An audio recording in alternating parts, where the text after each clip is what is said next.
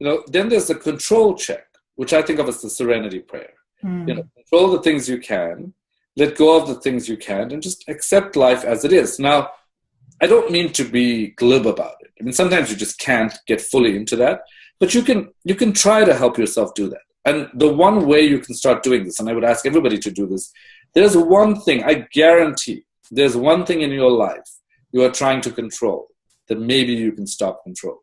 I can't tell you how often I see this in romantic relationships. Why is he like that? Why is she like that? Can't you? It's like you love something about this person. You hate something about this person.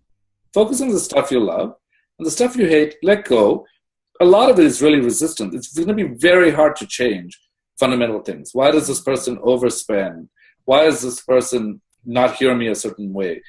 There are things that you can focus on your whole life if you want to. In fact, the brain has this kind of predisposition, especially when you're anxious, to take the flashlight and put it on the negative stuff.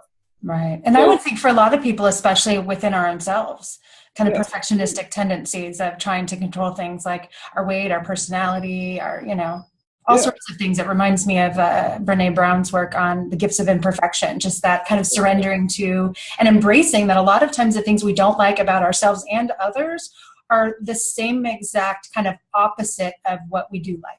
And so it's a necessary balance. Yeah. Yeah.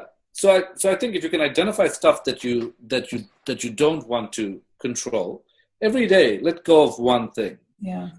I'm remembering a sort of a funny example of a friend of mine who just could not let go of a breakup and was just sort of continuously thinking about this relationship, and was a very strong cognitive, very psychologically informed person, but he just couldn't get over it. Every day he would just be like, oh my God, I can't get rid of this thought. Like, how did this happen?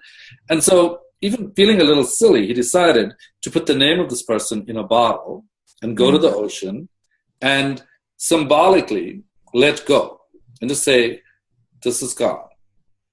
And it's away from me. And just that action, which sounds silly at a certain level, but that embodiment of letting go actually helped him get to the other side.